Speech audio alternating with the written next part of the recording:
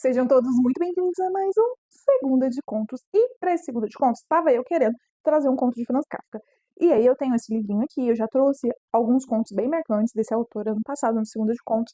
Só que vocês estão vendo esse livrinho, pequenininho assim, e ele tem 20 contos. Isso quer dizer que os contos que tem aqui são microcontos. Então nem sempre todos os contos que eu leio são passíveis de gerar um Segunda de Contos. Então eu estava aqui lendo alguns contos desse livro para ver se eu conseguia encontrar algum para trazer para o Segunda de Contos. E aí, gente, eu li alguns, inclusive, que eram todos muito curtinhos e tal, e tava achando não tão interessante para trazer pro Segunda de Contos, até que eu caí nesse aqui, chamado O Silêncio das Sereias. O que esse conto traz? Esse conto vai falar um pouquinho sobre a história de Odisseu.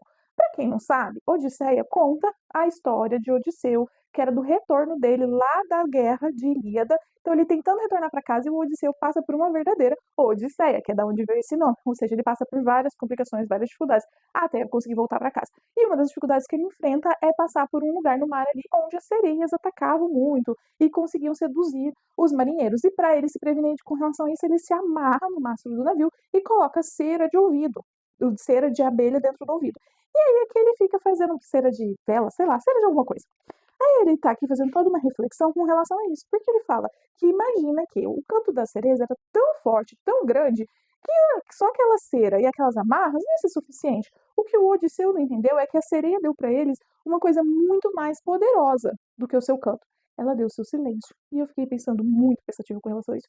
Quantas vezes nas nossas vidas o nosso silêncio é muito mais poderoso e fala muito mais alto do que qualquer palavra? Vocês já viveram isso? Situações em que você fala e parece que não se resolve. Quando você cala, quando você tenta, sei lá, sair daquela situação, parece que aí sim você é ouvida. Então, talvez, eu decidi falar sobre esse conto, apesar de ser um microconto também, e não ter tanta coisa para ser falada sobre ele, porque ele me trouxe essa reflexão. Quantas vezes você deveria estar utilizando, talvez, utilizando mais o silêncio na sua vida, ao invés de ficar gritando, falando de formas que as pessoas não te ouvem, você fica só se desgastando. Talvez use mais a arma que o silêncio te traz aí na sua vida. Vamos aprender com as sereias.